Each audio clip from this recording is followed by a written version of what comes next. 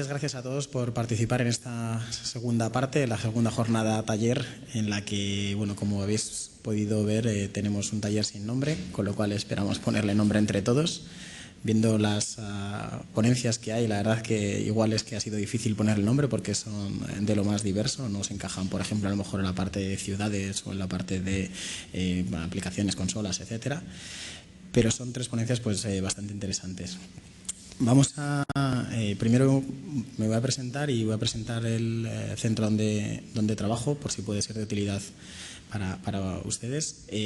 Yo trabajo en el Centro para el Desarrollo Tecnológico Industrial, soy Borja Izquierdo, y lo que hacemos básicamente es financiación, damos financiación, somos una entidad pública empresarial que da financiación a entidades privadas, a industrias, para la ejecución de proyectos de investigación e innovación. Esto quiere decir que todos los proyectos que tengan que ver con mejora de la tecnología, por ejemplo, para mejorar también la accesibilidad de personas con discapacidad, pues son más que bienvenidos, y ahora vamos a ver algunos ejemplos de proyectos, quizá algunos no tecnológicos, pero otros sí que a un nivel tecnológico que son susceptibles, por ejemplo, de ser financiados a través del Centro para el Desarrollo Tecnológico Industrial.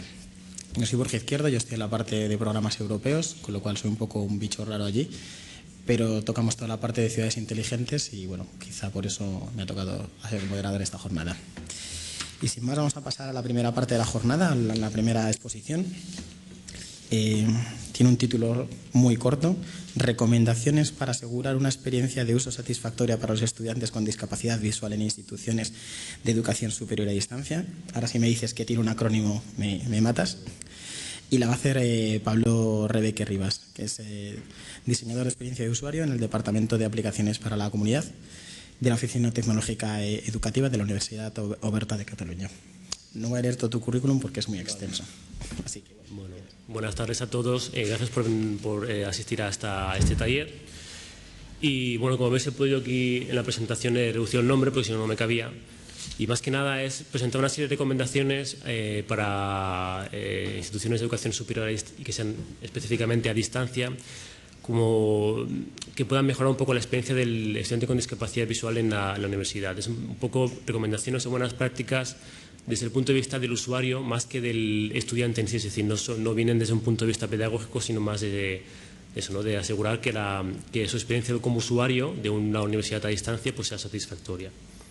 Entonces, para entrar un poco en contexto, nuestra universidad pues nació en 1995, es a distancia, es totalmente online. Entonces, todo el aprendizaje se centra en el estudiante en el sentido de que dispone de una serie de aulas virtuales en las cuales se encuentran varias herramientas y aplicaciones para poder desarrollar su actividad y sus estudios, y desde las cuales puede acceder a diferentes contenidos digitales en diversos formatos.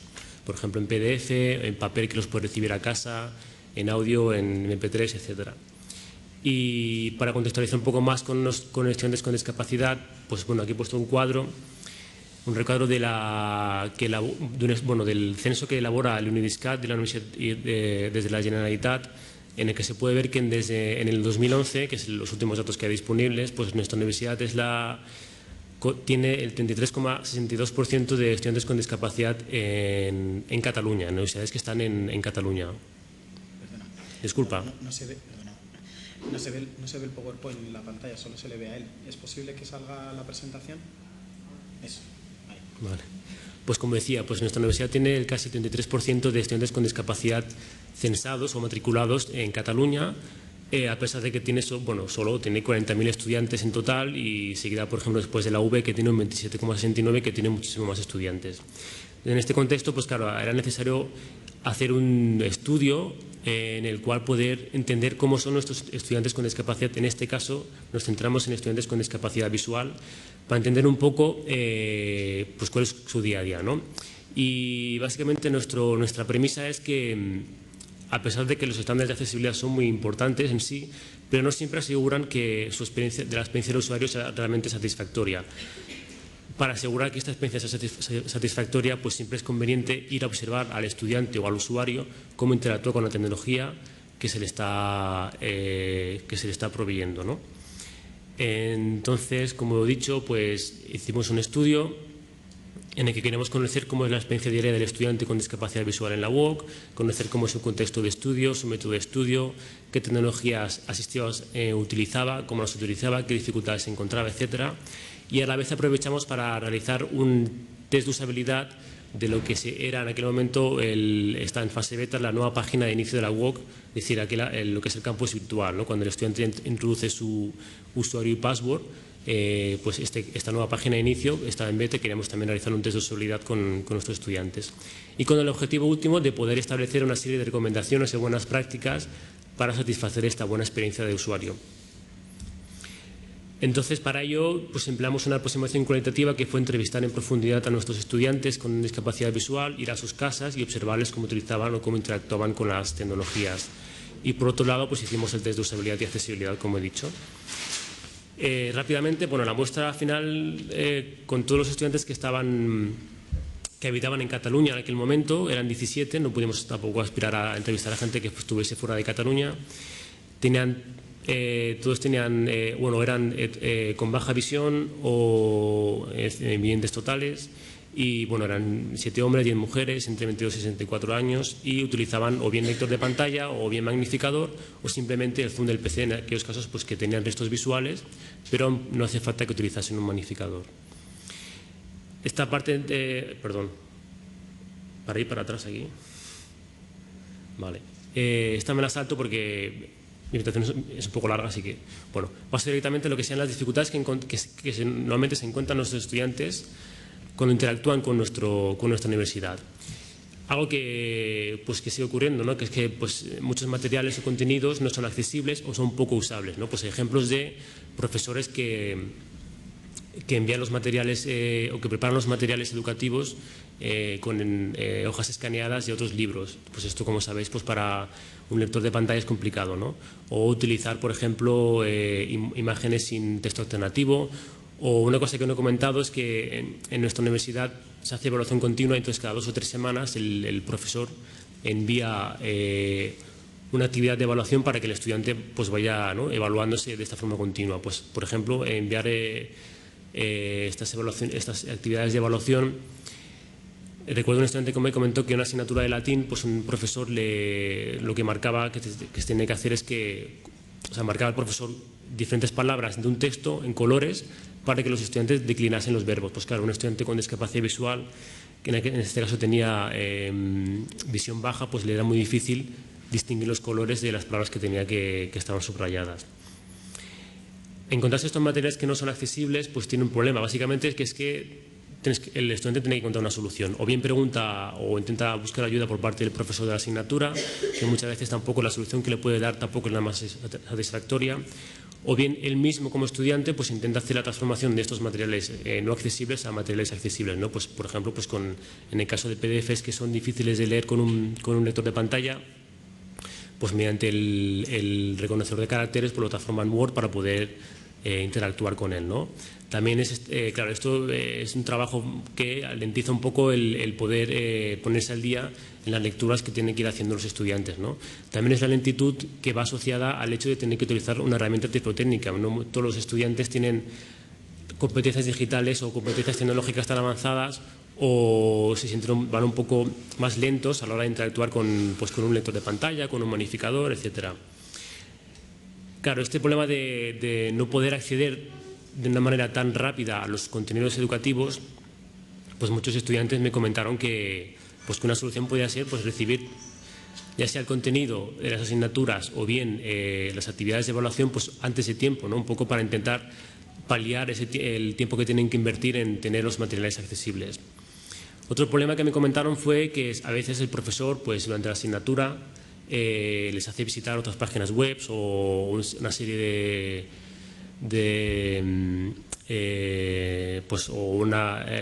enlaces a noticias de periódicos, etcétera, que muchas veces no son accesibles. Entonces, tener que ir fuera, digamos, del contenido oficial de la UOC también a veces dificulta, pues eso, ¿no? Pues el acceder a estos contenidos. También casos de estudiantes que están en un proceso de aprender a utilizar una nueva herramienta tiflotécnica, ¿no? Pues casos de estudiantes que tenían pérdida de visión y utilizaban magnificadores, pero estaban en ese impasse de empezar a utilizar lectores de pantalla. Ese aprendizaje de una nueva herramienta, pues, y un poco en detrimento de poder dedicarle tiempo suficiente a la asignatura. Y después un problema o un debate que es hasta qué punto el estudiante quería no comunicar antes del inicio del curso que tiene una discapacidad. Pues había estudiantes que no tenían ningún tipo de problemas en comunicar desde el inicio de la asignatura al profesor que tenía X dificultad, pero había otros que preferían no comunicarlo, ¿no? Un poco por la idea esta de que no querer ser tratados de manera diferentes, y esperaban a, pues, cuando tuviese algún problema, en ese momento pues ya comunicar al profesor, pues tengo X problema. Un poco las conclusiones que hemos encontrado es que, pues, que el colectivo de estudiantes con discapacidad visual, al menos en la UOC, es como muy heterogéneo, ¿no? Pues cada uno tiene, pues, unos métodos distintos para estudiar, prefiere unos formatos diferentes para estudiar, ya sea, pues, lector de pantalla, un formato PDF, ya sea en audio, y también, pues, cada uno también tiene unas competencias tecnológicas diferentes, ¿no? Esta heterogeneidad de este colectivo siempre apunta un poco a que hay que intentar un poco personalizar lo que se ofrece desde la universidad. El problema que comentaba antes, ¿no? El tiempo que tienen que invertir en conseguir los materiales accesibles, ya sea porque tienen que pedir ayuda al profesor o a sus familiares, por ejemplo, para que transformen un texto que no es accesible desde el lector de pantalla, que los propios padres, como me comentó algún estudiante, leer ese texto para grabarlo en MP3 para que su hijo o su hija pudiese escucharlo, ¿no? Ese tiempo invertido también es un punto clave. De nuevo, también la formación de los profesores. A veces, aunque ellos tengan buena fe, pues no todos tienen la suficiente concienciación o conocimiento sobre qué es accesible, qué es la accesibilidad, ¿no? Qué es un documento accesible y qué soluciones de accesibilidad se pueden ofrecer cuando hay un problema determinado. Y al fin y al cabo, estos problemas lo que hacen es penalizar, digamos, el lado formativo del estudiante, ¿no? El tiempo que tienen que invertir en conseguir un material accesible, la lentitud en utilizar una herramienta tiflotécnica. Al fin y al cabo, lo que hace es que vaya más retrasado las lecturas que tengan que hacer del contenido y, por ejemplo, también se puede ver un poco mermado su participación en los foros que tienen de debate con otros estudiantes o las comunicaciones con el profesor, etcétera, etcétera. Y un poco basado en estas entrevistas, pues hemos intentado extraer unas conclusiones o unas recomendaciones que, aunque, por ejemplo, a simple vista puedan parecer un poco obvias, ¿no? Pero al fin y al cabo creo que hace falta seguir insistiendo en algunos puntos, ¿no? Como por ejemplo, pues al fin y al cabo proporcionar unos materiales multiformato accesibles y usables, que aunque esto parezca de sentido común, como se sabe muchas veces el sentido común es el menos común de los sentidos, ¿no? ¿Y por qué materiales multiformato? Porque es una manera también de que los estudiantes puedan escoger aquel formato que más les convenga a la hora de estudiar, ¿no? Pues si un estudiante prefiere utilizar el papel para leer, pues que utilice el papel. Si prefiere utilizar el audio, pues que utilice el audio, ¿no? Un audio en el formato MP3. O si prefiere utilizar el lector de pantalla o un texto que es accesible, pues que utilice el que más le convenga. Otro punto que en principio podría parecer obvio, pero que sigue faltando, que es formación en accesibilidad a los docentes, formación en accesibilidad y sobre todo concienciación. Es decir, que en el momento que estén preparando una actividad de evaluación o un contenido, se den cuenta que lo que estén generando va a ir a parar a estudiantes con discapacidad visual, ¿no? Pues atender un poco a esa necesidad. Un punto que también puede ser interesante es proporcionar los materiales y los textos un poco por adelantado a aquellos estudiantes que tengan discapacidad visual, ¿no? Si necesitan, igual que en los exámenes, suelen tener un 10% más de tiempo para realizar el examen, un examen de cualquier convocatoria, pues a lo mejor también sería buena idea presentarles los materiales de docentes pues un poco antes que al resto de estudiantes. Después es también tener una serie de materiales alternativos en aquellos casos, por ejemplo, que si un profesor considera que un vídeo en el YouTube o un texto que a lo mejor no es, o un contenido que no es realmente accesible es muy útil desde el punto de vista pedagógico, pues que ya tenga preparado otro material alternativo para aquellos casos de estudiantes que no puedan acceder o interactuar con estos contenidos, ¿no? Y un poco también colocar o tener acceso a estos materiales desde el propio aula sin tener sin que tenga que ser el estudiante que demande o que pida al profesor, por favor, pues un material que sea accesible, ¿no? Pues que esté disponible ya desde el propio aula sin que tenga que haber esta petición previa. Y pasando ya a los test de usabilidad, bueno, no voy a comentar aquí los resultados que encontramos porque encontramos muchos, algunos positivos, otros negativos. Simplemente comentar que nuestra página de inicio básicamente está formada por un menú horizontal con varios servicios y después está formado por varios módulos que permiten un acceso directo a diferentes contenidos importantes o relevantes para el estudiante, como puede ser, por ejemplo, el correo electrónico de la propia universidad, el acceso a un calendario y a las diferentes aulas que tenga el estudiante, ¿no? Pues por cada asignatura que tiene un estudiante tiene una aula distinta y cada aula pues tiene diferentes herramientas, como puede ser el tablón del profesor, un foro de debate, un grupo de discusión, un grupo de trabajo, etcétera, etcétera, ¿no? Entonces, las recomendaciones que extraímos eran un poco en conclusión, concluyendo con los resultados que encontramos en este test de usabilidad, ¿no? Y principalmente es que si un estudiante tiene, digamos, en un vistazo, en una misma página, aquel contenido que es relevante para él, facilita mucho su interacción con la página web. Sobre todo le evita tener que abrir nuevas ventanas para acceder a aquel contenido, ¿no? Por otro lado, estos módulos que están en nuestra página de inicio permiten personalizarlos, por ejemplo, con colores, ¿no? Pues lo que es el marco del módulo les puedes poner diferentes colores. Esto para estudiantes que tienen baja visión, pero que no tienen, bueno, sí, con baja visión, les facilita poder identificar de una manera mucho más rápida, que sin tener que leer el título del módulo, dónde está situado cada módulo. Y también otro punto importante es que estos módulos se pueden organizar dentro de la propia página, es decir, los puedes colocar donde tú prefieras. De este modo, por ejemplo, los estudiantes que utilicen el magnificador pueden colocar los módulos de una forma vertical, de modo que cuando utilicen el magnificador y amplíen la imagen hasta el punto de colocar solo en la pantalla lo que es el tamaño del módulo, pueden tener simplemente solo con desplazarse verticalmente, pueden tener, digamos, hacer un vistazo general de todos aquellos puntos interesantes sin tener que ir desplazándose de manera horizontal, lo que muchas veces hace que puedan perder un poco la ubicación de donde están situados. Y a ver, un momentillo. Y otro punto importante es el diseño líquido o incluso el diseño que se conoce como responsive. En este caso, para aquellos usuarios que utilicen el zoom del PC, ¿no? Que no hace falta que tengan que utilizar el magnificador, pero sí que necesitan ampliar bastante lo que están visualizando con el zoom del PC. Al tener un diseño líquido responsive hace que no se pierda, digamos, el contenido se reajuste al tamaño de la pantalla sin que quede contenido fuera de la misma, ¿no? Así para el estudiante es mucho más fácil ubicarse donde está y le permite eso, no tener que utilizar la barra de desplazamiento horizontal dentro de la propia página. Si además el diseño es responsive, pues también es un punto a favor para en el momento en el que se haga una adaptación de cualquier página a un dispositivo móvil. Es mucho más fácil pues que este contenido se readapte al tamaño de la pantalla del smartphone o del dispositivo móvil y poder visualizar el contenido sin que se pierda contenido. Y básicamente es esto. Un poco lo que nos gustaría hacer ahora es pues esto mismo que hemos hecho con estudiantes con discapacidad visual, ¿no? El conocerles un poco más qué tipo de herramientas utilizan y cómo interactúan con ellas, es hacerlo con otro tipo de discapacidades. Y, por ejemplo, comentar también que gracias a este estudio pues hemos empezado a hacer cursos de formación en accesibilidad a los profesores. Y otro punto al que queremos llegar es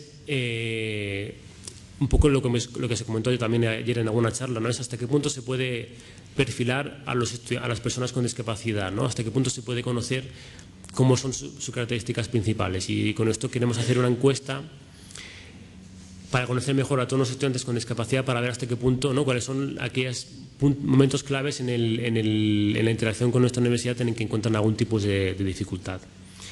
Y bueno, básicamente es esto. Si tienen cualquier pregunta me lo pueden hacer más tarde. Me parece que hay un turno de preguntas y muchas gracias por vuestra atención.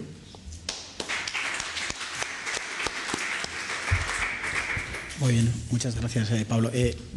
Vamos a dejar al final un turno rápido de preguntas, así que bueno, vamos a ir pasando a las presentaciones una a una. Ahora tenemos a Andrés Iglesias Pérez, que va a subir con otra persona, que nos va a contar arquitectura para añadir sensibilidad al contexto en interfaces de usuario orientadas a preferencias. Veo, Andrés, que has trabajado en proyectos europeos y del CEDETI, así que me alegra que seas de la casa. Os dejo sentaros a los dos aquí.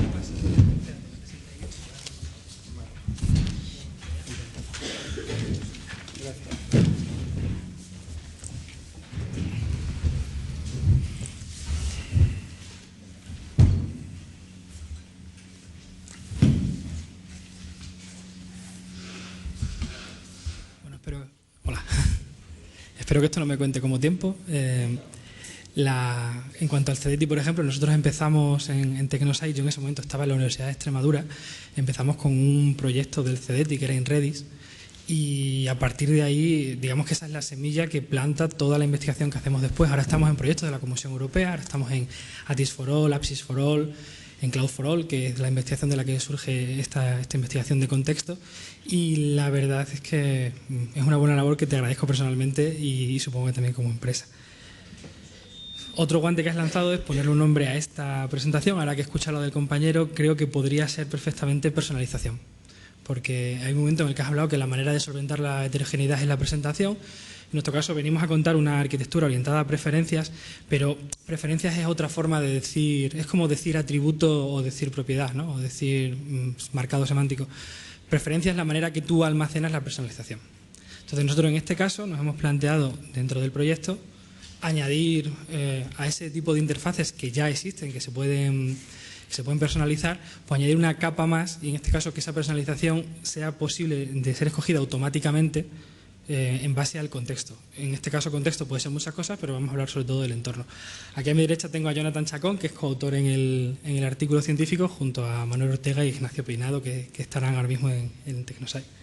Supongo que tengo que darle a subir la presentación. Bien. Bueno, estamos hablando. Vamos a hablar exactamente de cómo está ahora este hecho de añadir preferencias, el problema que nos encontramos y por el que surge esta investigación, cuál es la solución ideal que queríamos plantear, y a partir de ahí pues hemos analizado lo que nos hemos encontrado tanto de otros proyectos científicos como de situaciones reales, y vamos a hablar un poco de Cloud4All, que es exactamente la motivación de este proyecto. Bueno, ahora mismo, de hecho, quiero decir, nos pasa siempre, ¿no? Antes de que empiece una sesión es sorprendente, ya no nos miramos a las caras, ya miramos a nuestros móviles, porque ni siquiera tenemos el derecho a estar aquí totalmente. No tenemos más remedio que mirar el correo electrónico, mirar el WhatsApp, a ver si alguien en nuestra empresa nos ha venido a mandar algo, tenemos que responder, etc, etc. Entonces, imaginad eso para una persona con discapacidad, que el mero hecho de llegar al puesto de trabajo normalmente es encender el smartphone por la mañana, si no es el que te ha despertado. Encender el smartphone por la mañana, mirar el email, qué ha pasado, qué fuego ha surgido que tengo que apagar ahora mismo. Luego va a tener que llegar a una máquina del metro, por ejemplo, y coger un ticket. Seguramente en el metro le gustará leer algo, porque es una hora de viaje, y por lo menos a mí, que no soy de aquí de Madrid, me parece sorprendente y necesito hacer algo con ese tiempo, así que acabo leyendo. Y finalmente acceder a su ordenador, acceder físicamente, o sea, llegar a sentarse, que también es, pero después de eso tienes que activar todas las personalizaciones. Pues por ejemplo, Jonathan podría querer activar un lector de pantallas, yo una magnificación, cualquier cosa. Bueno, pues todas esas cosas se ven afectadas por dónde estás, o sea, en el lugar en el que estás, qué entorno tienes a tu alrededor, si brilla mucho la luz, si hay mucho ruido. Por ejemplo, pensás en una persona que está leyendo sus tweets y pasa un camión de la basura por detrás, pues ya se deja de enterar de nada. Y incluso con quién estás, ¿vale? Es una cosa que eso quizás es un golpe a nosotros mismos, pero solemos borrar completamente la privacidad del usuario cuando le damos una ayuda técnica, y eso es algo en lo que de verdad estamos sensibilizados, y ahora mismo es un problema, pero lo queremos solucionar. Bueno, en este caso, por ejemplo, podrías estar leyendo una tablet. Una persona que tiene discapacidad visual puede querer ver el texto en blanco y en fondo negro, porque es mucho más cómodo cuando estás en una situación óptima de luz. Cuando estás a oscuras, el fondo negro y el texto blanco va a ser mucho más sencillo de leer. Pero, sin embargo, cuando hay mucha luz, vas a necesitar... Ahora te entiendo por qué has dicho cómo paso para atrás. Es que le falta la flecha de atrás. Vale, vas a querer necesitar... creo que dándole a la tecla A, pues sí. Vas a necesitar que algo oriente cambie la interfaz a un texto negro sobre fondo blanco. Y ya, bueno, en un futuro breve, eso es algo que tenemos ahora mismo sobre la mesa, pero dentro de poco lo vamos a hacer, porque Jonathan lo acaba de codificar, está fresquito, y en un momento determinado a lo mejor es tanto el brillo que lo que vas a querer es un lector de pantalla activado. ¿Vale? Basándonos en eso, decimos, bueno, ¿qué nos encontramos por ahí? Tenemos proyectos sensibles al contexto, el proyecto seminal de Day o incluso Zimmerman, que se basa en él. Ya hay por ahí proyectos que capturan perfectamente el contexto, que utilizan los sensores en el ambiente, lo que llamamos motas, los sensores en el propio dispositivo móvil. Ya nuestros móviles son ideales, porque ya cuando tienes un smartphone vas a tener el sensor de brillo, sensor de proximidad, la propia pantalla es capacitiva y actúa como sensor. Si no tienes este sensor de ruido tan chulo de los Macintosh, de los iPhone, tienes el micrófono, que te vale para capturar el ruido, con lo cual vivimos rodeados de sensores ya, pero es que además Por muy poco dinero podemos poner motas en el ambiente, podemos poner sensores en las paredes que nos den esa información extra. Hasta ahora mismo ese tipo de proyectos se han centrado en hacer cosas como capturan todas las personas que estamos presentes ahora mismo en esta sala y como estamos interesados en el tema, según salimos por la puerta, tenemos en nuestra bandeja de correo esta transcripción que se está haciendo, este vídeo y todas las presentaciones, a lo mejor incluso con los papers de los que surgen estas investigaciones. Pero no se han centrado en mejorar las interfaces. Por otro lado, tenemos una serie de proyectos también muy interesantes que ya hacen personalización de interfaces. Hay aproximaciones más, hago una interfaz abstracta y de ahí paso a interfaces concretas en función del dispositivo. Hay otras aproximaciones que incluso aplican técnicas de Machine Learning para que no tengas que especificar tan bien esa interfaz abstracta y son capaces de, por ejemplo, el trabajo del Sapple de Gallos, lo que hace es que automáticamente te puede cambiar, por ejemplo, según tu perfil de usuario, cómo ves el panel de control de la impresora. Pero eso lo hacen basándose en quién es el usuario. Entonces digamos que nuestra propuesta es, ¿por qué no unimos ambos esfuerzos? ¿Por qué no conseguimos que este trabajo de contexto y este trabajo de personalización se unan para poder cambiar la interfaz en base a las preferencias? Esto que hemos visto antes con 4 dibujitos, bueno, pues hemos llegado y lo hemos hecho. Lo que decíamos antes, la brecha digital, en lugar de reducirse, tristemente se está ampliando porque cada vez son más las necesidades. Una persona que quiera trabajar hoy por hoy, en este caso, por ejemplo, estamos viendo un email, pero imaginaros cualquier interfaz. Una persona con cualquier tipo de discapacidad visual, cognitiva, cualquier tipo de discapacidad se va a encontrar problemas con el mero hecho de interactuar con una cosa tan sencilla como el email. Sin embargo, Cloud for All, aquí ya nos olvidamos del contexto, ¿no? Esto es la idea motivadora. Cloud for All dice, bueno, y si tuviéramos personalización allá donde vamos, con un token, con un NFC, con un pincho USB que puedo pinchar, bueno, pues podríamos convertir ese problema en totalmente transparente porque cada interfaz se personalizaría al usuario. Y eso es lo que veníamos diciendo antes. A nosotros muchas veces nos pasa que estamos aquí, pero muchas veces nos pasa que vamos detrás de los proyectos y sin embargo la industria va a una velocidad impresionante. Entonces, vamos a darle la vuelta a eso, vamos a intentar en Cloud for All hacer un framework que sea útil para todo el mundo, para cualquier tipo de desarrollo, de tal manera que la accesibilidad pase de ser una labor titánica, un esfuerzo de ir detrás de cada software que se hace famoso e intentar hacerlo accesible, vamos a conseguir que cada software que se haga sea accesible por defecto, desde el principio. De hecho, es que tiene esta ventaja porque se reduce el tiempo a mercado. Ya ni siquiera estamos hablando de cumplir con determinada ley, la sección 508 que estábamos hablando antes, Jonathan y yo, mientras estábamos ahí sentados, o cualquier legislación europea. Ya no es una cuestión de cumplir los estándares, es una cuestión de que si utilizas Cloud for All, te va a resultar más fácil y vas a llegar al mercado antes que si no lo utilizas. Porque te vas a encontrar un montón de cosas hechas. Te vas a encontrar mucho trabajo que además es el que el usuario percibe, con o sin discapacidad. El usuario lo que percibe es la interfaz. Y te lo vas a encontrar hecho, con lo cual vas a llegar antes al mercado y además nos especializamos cada uno en lo que sabemos. Si hay una persona que lo que sabe es vender helados, en el fondo lo que menos le interesa es tener que andar preocupado de si su página web de venta online de helados se ve perfectamente o no en determinada discapacidad o en determinadas condiciones de ambiente. Lo que interesa es dedicarse a lo suyo. Bueno, para eso hay una arquitectura un poquito más compleja, pero he decidido traer una presentación un poco más pequeña. No sé si el puntero láser aquí va a ser útil porque me parece que me voy a ir... No, vamos a intentarlo. Lo que estábamos hablando, el usuario puede tener un token NFC, entonces eso viaja a la nube, esto se llama Cloud for All, esa información viaja a la nube y va a un servidor de preferencias. En esa información, en ese servidor de preferencias, está almacenado el conjunto de preferencias y necesidades del usuario. Antes lo llamábamos perfil de usuario, ahora hemos decidido llamarlo así, un conjunto de necesidades y preferencias. Esa información se transmite al componente que va a ser capaz de tomar la decisión de qué ayuda técnica, qué producto de apoyo tiene que aplicar ese usuario y qué configuración. Y eso de vuelta hacia la máquina del usuario que finalmente muestra la interfaz. Bueno, pues nuestra aproximación es decir, esa misma arquitectura la vamos a tener internamente en un dispositivo móvil o en cualquier dispositivo. Para este caso, si vemos aquí que el flujo de información es siempre hacia la nube, ahora tenemos otro problema y es cuando tú estás en un dispositivo móvil, el flujo hacia la nube no tiene más remedio que ser a través de tu red 3G, 4G, te va a ocasionar costes, a veces estás en el metro y no vas a poder hacer bien esa comunicación.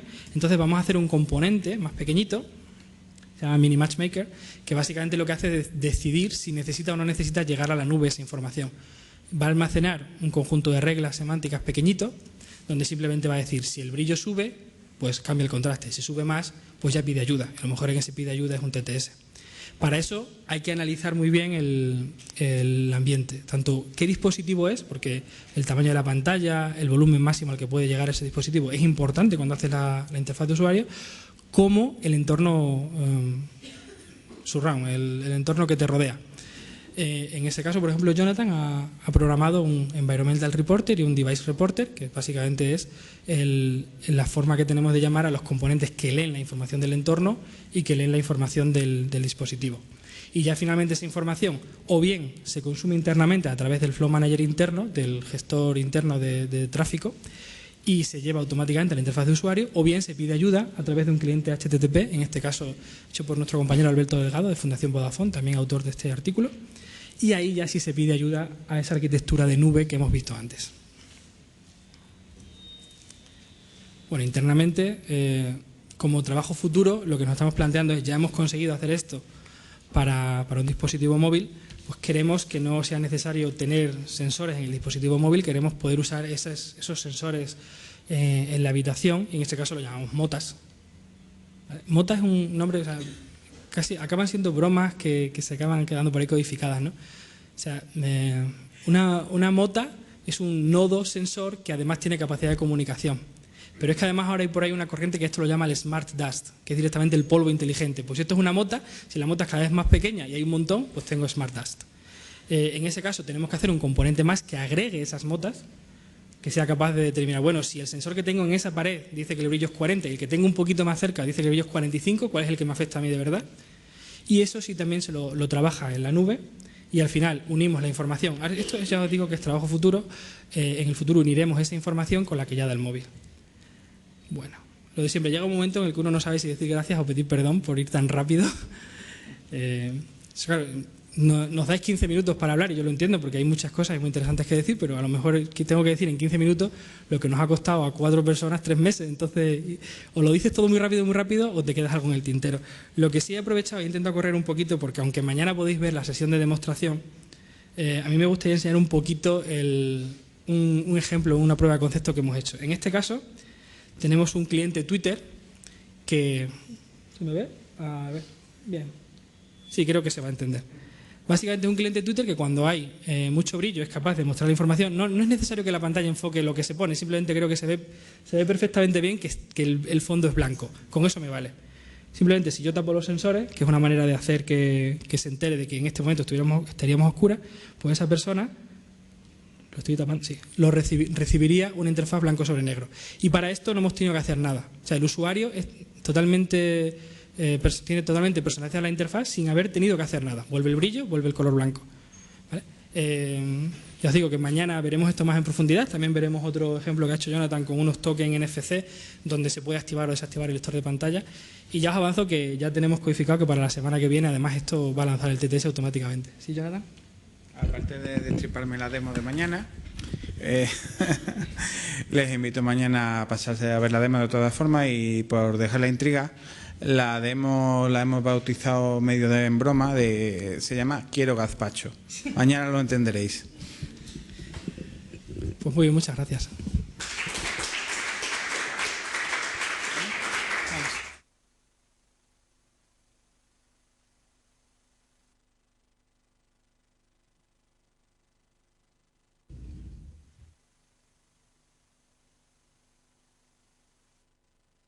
Eso.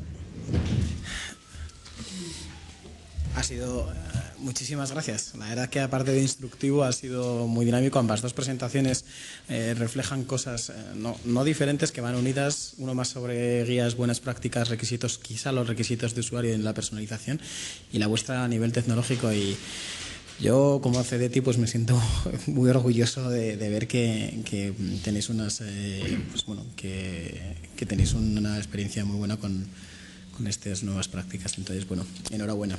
Yo mañana no puedo venir a la demo, lo siento. Ya preguntaré a ver qué ha sido. Bueno, pues muchísimas gracias. Vamos a acabar ya la última presentación. Esta tiene un título más cortito y de hecho también tiene ese acrónimo parecido, ¿no? Es Guremintza, una red social para la diversidad cognitiva, y es Javier Muguerza, que es del Laboratorio de Interacción Persona-Computador para Necesidades Especiales en el Departamento de Arquitectura y Tecnología de Computadores del País Vasco, de la Universidad del País Vasco, quien nos va a contar un poco qué es Guremintza. No sé si lo he pronunciado bien. Está perfecto. Muchas buenas tardes. Sí, Guremintza es una palabra en euskara, nuestra lengua, nuestro hablar. Y básicamente voy a presentar una red social que se ha diseñado y se ha implementado para personas con discapacidad cognitiva. No soy la persona más adecuada a presentarla porque, aunque pertenezco al laboratorio, estoy en una zona de laboratorio, en un área, digamos, de investigación más asociada con el aprendizaje automático y la modelización en base a ello, pero bueno, me ha tocado y lo intentaré hacer. En principio, Guremintza es una red social que ya está en marcha en el Grupo Gureak. El Grupo Gureak es una institución de Guipúzcoa en el que de alguna manera intentan integrar a nivel sociolaboral a personas con discapacidad cognitiva, y el objetivo un poco de Guremintza va a ser el servir de aprendizaje para el uso, digamos, de redes digitales. Está orientado, como he dicho, a personas con discapacidad intelectual y su diseño ha sido, digamos, un diseño participativo, incluyendo usuarios finales, y uno de los objetivos principales es que sirva de aprendizaje para uso de de las redes sociales, digamos, abiertas, que todos conocemos, y también de poder nutrir de un cierto acompañamiento, digamos, al usuario en el manejo de la red. Surge motivada por la necesidad que se detecta de familiarizar y capacitar, digamos, a personas con discapacidad intelectual en el contexto concreto de uso de redes sociales que cada día son más importantes y por tanto es parte de la integración de la persona en la propia sociedad. Y luego también por la necesidad de sensibilizar o instruir en la existencia de riesgos en el acceso a este tipo de redes sociales, que van desde divulgación involuntaria de datos privados hasta acosos o víctimas de fraude que uno puede ser sometido. Por tanto, Guremintza será una red social, o es, mejor dicho, una red social accesible, orientada a un uso interno, en el sentido de que la implementación que tenemos está pensada para ser usada en el contexto de una institución concreta, para que los usuarios sean, digamos, de dicha institución. Podría ampliarse a más de una institución o más general, con el objetivo también de que sirva para trabajar competencias sociolaborables. Esto estaba unido un poco al objetivo de Gureak como institución, y que sirva también para desarrollar y entrenar competencias digitales. Socialización, relaciones a través de la web y, por tanto, la conexión con el entorno, concienciar la exposición de intimidad, etcétera, etcétera, son objetivos tantos de la red. En el desarrollo, tanto a nivel de diseño como de implementación, hay tres agentes. El primero sería la Universidad del País Vasco a través del Laboratorio de Interacción Persona-Computador. Y en este laboratorio, como ya comenté, hay varias líneas o varios subgrupos, digamos, de investigación. Uno está más relacionado con la accesibilidad, usabilidad, etcétera, que sería Egogitus, al cual yo no pertenezco. Yo estoy en la parte más del grupo Aldapa, que sería la parte, digamos, de minería de datos o aprendizaje automático, en este contexto aplicado a la modelización del usuario, para personalizar o para poder adaptar, digamos, las interfaces o lo que fuere. A nivel técnico hemos contado con la participación de una cooperativa de desarrollo de aplicaciones web, Lotura, y, como ya he dicho antes, Gureak, la institución, a través de su instituto del área de investigación, desarrollo e innovación, que sería GITEC, ha participado en el diseño. En el diseño han tomado parte en el equipo base de diseños principalmente 6 personas, 4 de las cuales tenían discapacidad intelectual, y de las 4, 2 de ellas tenían ciertas habilidades ya en las redes sociales que conocemos, y otras 2 no tenían ningún tipo de habilidad, para evitar cualquier tipo de sesgo, digamos, a personas que tuvieran una cierta, digamos, entrenamiento previo. Luego había un par de personas más que son las que se encargaban un poco de dinamizar el grupo e ir planteando los pasos. El grupo se participó en todas las fases a nivel de diseño y desarrollo, tanto a nivel de funcionalidad de la aplicación como de interfaces, etcétera, y se fueron validando diversos prototipos en una igualdad de condiciones en la toma de decisiones. En este proceso también se evitaron aspectos como pueden ser igual preguntas directas que puedan condicionar a la persona, sino que se planteó un plan de trabajo más en base a pequeños prototipos, a veces hechos sobre papel y cartulinas, etcétera, etcétera, para que el usuario fuera de alguna forma determinando qué es lo más adecuado para él. Lotura, como ya he dicho, ha entrado en la parte de desarrollo, implementación y mantenimiento de la red, y nosotros, pues, la concepción, la accesibilidad, usabilidad, gestión de datos de uso, que luego comentaré, coordinación y difusión. La red está estructurada en 4 partes, principalmente. Cada parte tiene su color para que fuera una distinción, por lo menos, de la zona en la que se está navegando. Una parte está asociada, digamos, al perfil del usuario. En el caso del perfil del usuario, pues aparte de los datos personales que el usuario puede poner o no públicamente con más o menos privacidad, estaría también aspectos como aficiones o material multimedia, pues vídeos o fotografías que uno quiera subir. Bueno, comento también aquí que esa primera pantalla que sale de la red también tiene la posibilidad de tener un método de locución de todo lo que, digamos, está en la pantalla. Otra de las zonas de la red sería de novedades, que es el típico muro que conocemos, en el que van apareciendo todos los mensajes que están relacionados con el usuario. En esta zona, pues el usuario puede ir viendo un poco los diferentes mensajes, puede responder, puede denunciar cualquier tipo de mensaje o contenido que no le parezca adecuado, etcétera, etcétera. Los mensajes pueden tener no solamente texto, sino también se pueden subir material multimedia como fotos o vídeos. Una tercera zona sería la relacionada con todo lo que son las amistades. Ahí el usuario, pues, puede seleccionar, buscar nuevos amigos, puede realizar solicitudes de nuevas amistades, puede rechazar, aceptar amistades, mandar mensajes, compartir información, etcétera. Y una cuarta parte área sería la relacionada con grupos. Se establecen grupos que a veces pueden estar, digamos, generados por el propio administrador, otras veces los usuarios pueden generar nuevos grupos.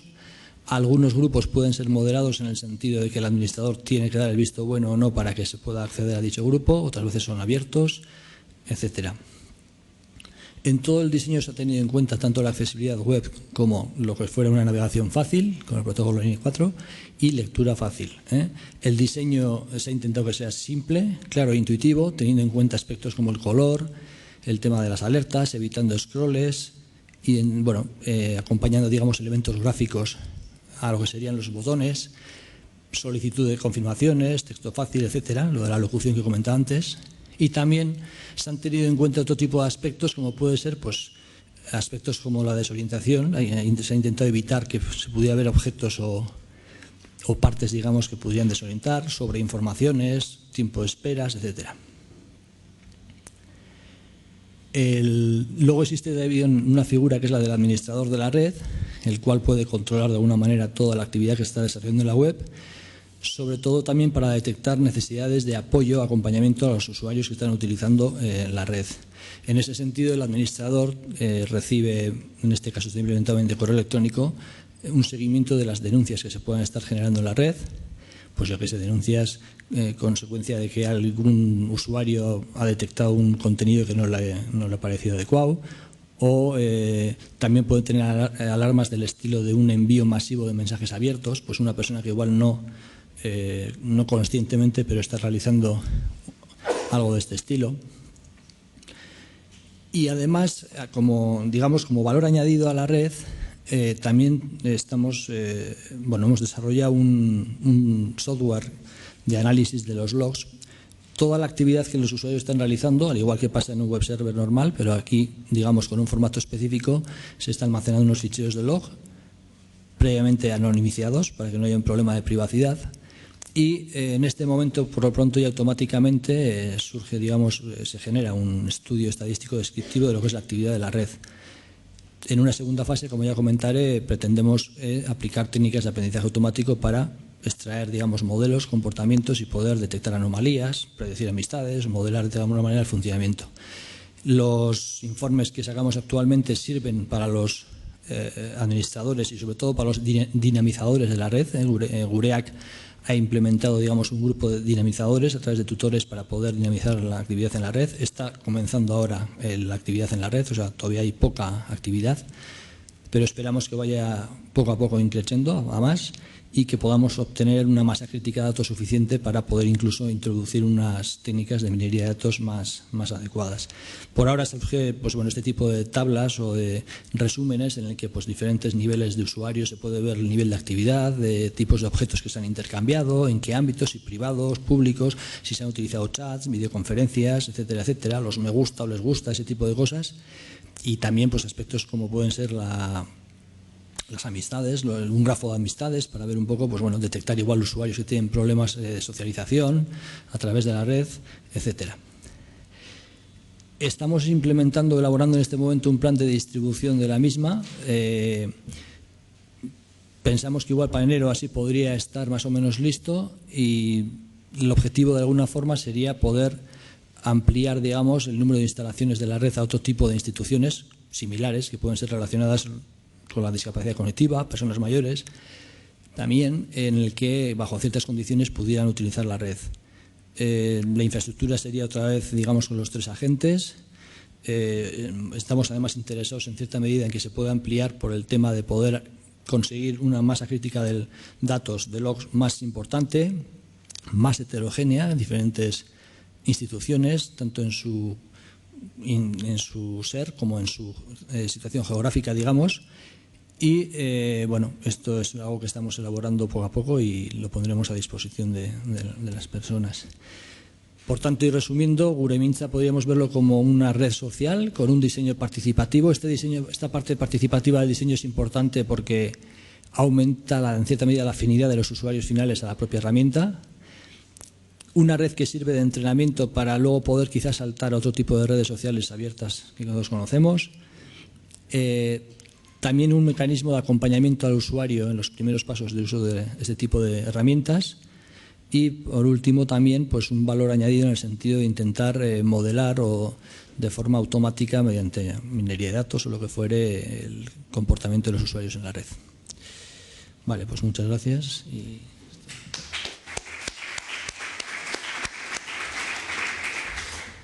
Bueno, sí, como todavía tenemos un poquito de tiempo, porque yo creo que Andrés ha hablado muy rápido y no podían casi transcribir. Bueno, realmente es una broma. Tenemos un poquito de tiempo. Si tenéis alguna pregunta sobre las ponencias, comentarios, no sé si tenéis que tener micro o hacéis la pregunta y yo la puedo repetir para que la transcriban.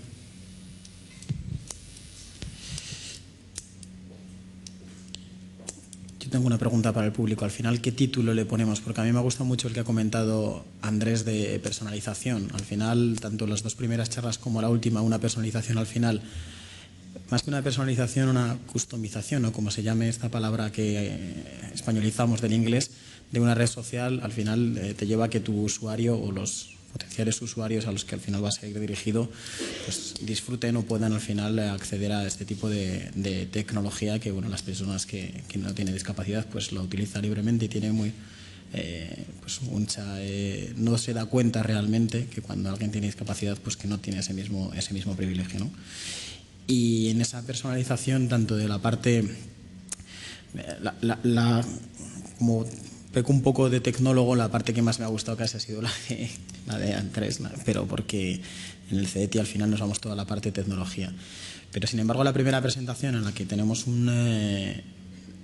que solventar una barrera no tecnológica, que al final es saber un poco de cómo personalizar en cada una de las personas, en cada una de las discapacidades, pues bueno, no tenemos al final que utilizar la tecnología. Simplemente es el formar personas, el que las personas se eduquen y que muchas veces no siempre, aunque seamos un poco en el CETI como los burros a hacer a la tecnología, no siempre es la tecnología la que va a solucionar todos los problemas, sino que muchas veces es casi más nosotros y bueno, el saber cómo actuar.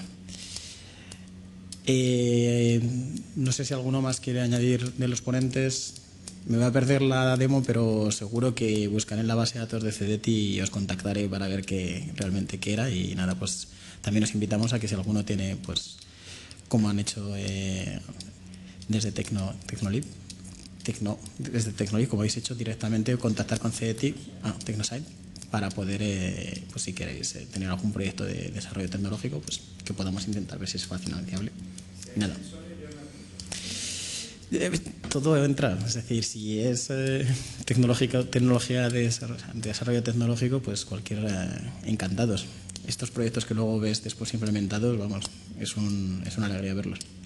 Así que bueno, pues nada más, simplemente que muchas gracias a todos por aguantar hasta ahora y bueno, empieza la segunda jornada a las 5, así que si está por aquí el moderador, que vaya subiendo porque tiene que ver las presentaciones y muchas gracias.